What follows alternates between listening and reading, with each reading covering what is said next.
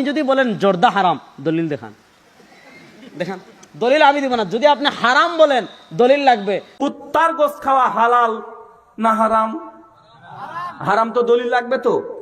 আমার কিউট বয়ের কথা অনুযায়ী কুত্তার গোশত হারাম হওয়ার জন্য কোরআনের বা হাদিসের দলিল লাগবে। কিন্তু কোরআন হাসে কুত্তার নাম ধরে হারাম করা হয় নাই। কথা বুঝতে পারছেন? শুয়োরের নাম আছে হারাম, সূরা মাইদা 90 নম্বর আয়াতে। কুত্তার কথা লেখা নাই, শিয়ালের কথা লেখা নাই। এখন আমার এই কিউট বয় কুত্তার গোশত দিয়ে রুটি দিয়ে দিলে খাবে? খাবারের ক্ষেত্রে ইসলাম শরিয়ার মূলনীতি হলো আসলুস শাই আল ইবাহা।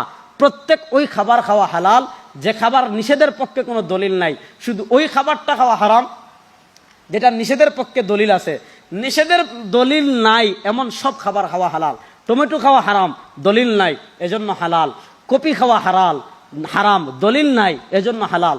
পাঙ্কাশ মাছ খাওয়া হারাম, দলিল নাই, এজন্য হালাল। এবার আপনি যদি বলেন জর্দা হারাম, দলিল দেখান, দেখান। দলিল আমি দিব না। যদি আপনি হারাম বলেন, দলিল লাগবে।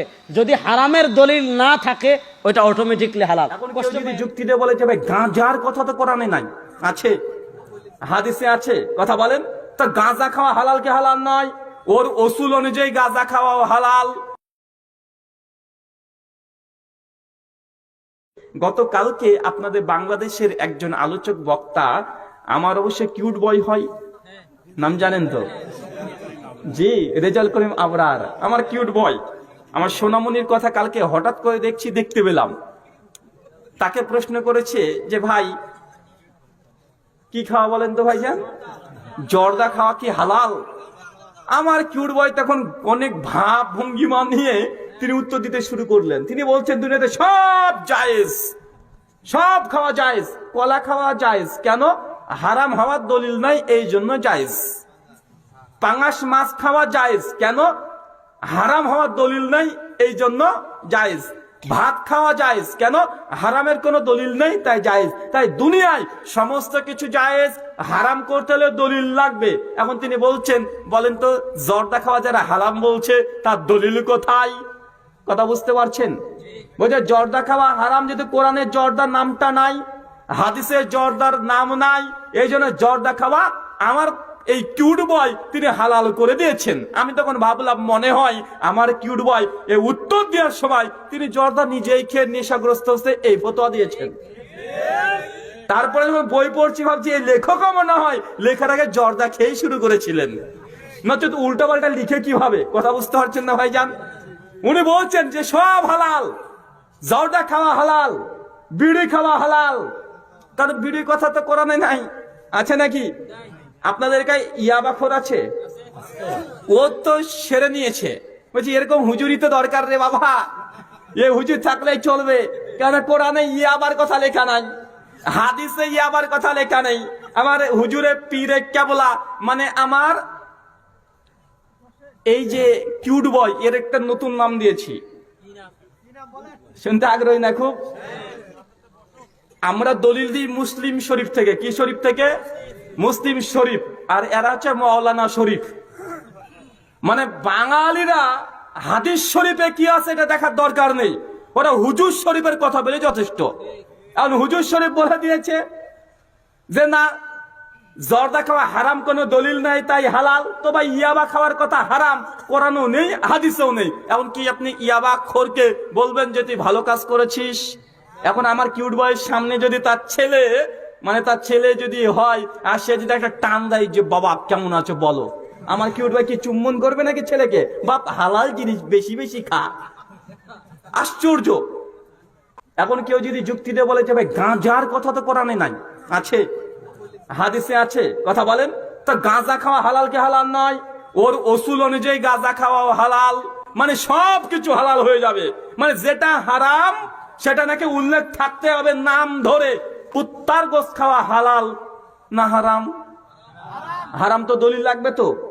আমার কিউট বয়ের কথা অনুযায়ী কুত্তার গোশত হারাম হওয়ার জন্য কোরআনের বা হাদিসের দলিল লাগবে। কিন্তু কোরআন হাসে কুত্তার নাম ধরে হারাম করা হয় নাই। কথা বুঝতে পারছেন? শুয়োরের নাম আছে হারাম, সূরা মাইদা 90 নম্বর আয়াতে। কুত্তার কথা লেখা নাই, শিয়ালের কথা লেখা নাই। এখন আমার এই কিউট বয় কুত্তার গোশত দিয়ে রুটি দিয়ে দিয়ে দিলে খাবে? কারণ তার ফতো অনুযায়ী এটা বৈধ। কথা বুঝতে পারছেন না ভাইজান? এটা হচ্ছে আমাদের হুজুর শরীফের কথা, আমাদের মৌলানা শরীফের কথা। এখন মুসলিম শরীফ আর হাদিস শরীফের কথা শোনেন। আব্দুল ইবনে মাসউদ বলছেন, সুনান ইবনে মাজাহ হাদিস 3376, কুল্লু মুশকির খামরুন, কুল্লু খামরুন হারামুন। যেসব জিনিস খেলে মানুষের নেশা হয় তার সবগুলো হারাম। এক কথায় যাতে নেশা আছে সেটাই হারাম। এটা হাদিস শরীফের কথা। আর হুজুর শরীফের কথা কি চিন্তা করতে পারছেন? বাঙালি কোনটাকে গ্রহণ করে? বাঙালি হুজুর শরীফ নিয়ে পাগল। হুজুর শরীফ বলেছে মানে এটাই কথা। হাদিস শরীফে কি আছে দেখার দরকার নেই। আল্লাহ নবী বললেন, কুল্লু মুশকির খামরুন, কুল্লু খামরুন হারামুন। যে সব জিনিস খেলে নেশা হয় তা সবগুলো হারাম। এখন বলেন, জর্দাতে নেশা হয় কি হয় না? এখন যে বলে না, দেখেন জর্দাতে আমার নেশা হয় না, এমনি খাই তাই, ও কাজ করবেন বাবা, তাই চল তোকে দেখছি আজকে একদম গোটা প্যাকেট শুধু ঢুকে দেবেন মুখে, খা। খেয়ে দেখবেন তো 5 মিনিট পরে তার নেশা হয় কি হয় না? আরে জর্দা নেশা হয় না? আপনার ছোট ছেলেটাকে খাইয়ে দেন তো দেখি। বলছে না না আমার নেশা হয় না। ছেলেটাকে খাওয়া না দেখি। ভাই যে জর্দা খায় না, জর্দা করে পাশে থাকলে মাথাতে একটা চক্কর দেয় না? কথা বলেন। বেচারা তুমি খেয়ে খেয়ে খেয়ে খেয়ে মুখটাকে টয়লেট করে ফেলেছো, তোমার কি আর নেশা লাগবে? কথা বলেন। যে প্রথমে মদ খাই ওই ছোট্ট মোটামুটি এক ঢোকে তার নেশা হয়ে যায়, আর যে মদখোর মাতাল, একদম গোর গম্ভীর মাতাল, ওকে এক বোতল ছাড়া নেশায় উঠে না ওই বলে। আচ্ছা না ভাইজান? তো তোমাদের জর্দাটার নেশা তো হবে না, কারণ ছোট কাল থেকে খাচ্ছ, একদম দাওরা পাস করেছো, সেই সময় জর্দা চাবাচ্ছ, এখন কি আর নেশা হয়? মানে রক্তের সঙ্গে তোমার মিলে গেছে। তার মানে এই নয় যে এই জিনিসটাই নেশা হয় না। কথা বুঝতে পারছেন? কাজে যে 1 গ্লাস মদ খেলেও নেশা হয় না, এখন তার জন্য কি 1 গ্লাস মদ খাওয়াকে জায়েজ বলবেন? কথা বলেন। আল্লাহ নবী তার জন্য বলছেন, যেসব জিনিস বেশি খেলে নেশা হয় তার কমও হারাম। কথা বুঝতে পারছেন না? ইবনে মাজাহ হাদিস 3376-78, আমার নবী তিনি বলছেন হাদিস শরীফে, যেসব জিনিস বেশি খেলে নেশা হয় তার কমও হারাম। আর হুজুর শরীফ বলছে জর্দা খাওয়া হালাল। আশ্চর্য দুনিয়া।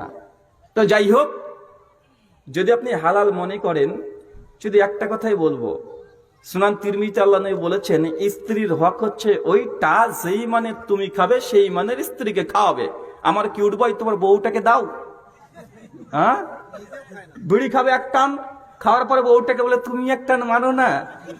কারণ নবী আমার বলেছেন যে মানে আমি খাবো সেই মানের বউকে খাওয়াতে হবে, নচেত হক আদায় হলো না। মানে হক আদায় করার জন্য বউটাকে এক টান দেবেন। তোমার বাবাকেও বলো, আব্বা ডিসলাইটা দাও, একটা সিগারেট ধরাই। কেন? সিগারেট হারাম, এ কথা কোরআনে নাই।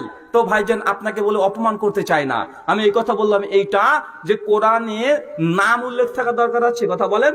কোরআন হাদিস বলে দিচ্ছে, কুল্লু মুশকির খামরুন, কুল্লু খামরুন হারামুন। যা খেলে নেশা হয় তা সব হারাম। এখানে গাঁজা হতে পারে, ইয়াবা হতে পারে, ফেন্সিডিল হতে পারে, টিকটিকি লেজ হতে পারে। অনেক ছেলেরা আছে টিকটিকি লেজ পুড়িয়ে পুড়িয়ে খায়, এটাও নাকি নেশা। ভাই আছে না নাই? কথা বলেন। কি আছে? বেশি পরিমাণে কাশির সিরাপ খেয়ে নাই, কোরেক্স অতিরিক্ত খেয়ে নিচ্ছে, খেয়েতে সেটাকে নেশা করছে, আছে না নাই? কথা বলেন। মানে নেশার তো কোনো মানে রাস্তাঘাট নেই, কত লক্ষ নেশা আছে। সমস্ত নেশার কথা যদি কোরআনের নাম ধরে উল্লেখ করা থাকতো, তাহলে আল্লাহর কোরআন এই স্টেজের সমান লাগতো শুধু নেশার নাম লিখতে। তাই আল্লাহ নবী এক কথা বলে দিয়েছে, যাতে নেশা হয় তাই হারাম। কিন্তু আমাদের হুজুর শরীফ মানতে রাজি না, এই হাদিস শরীফের কথা। আল্লাহ সুবহানাহু ওয়া তাআলা তুমি এই কথাগুলো বোঝার তৌফিক দান করো। সকলে পড়ি আল্লাহুম্মা আমিন।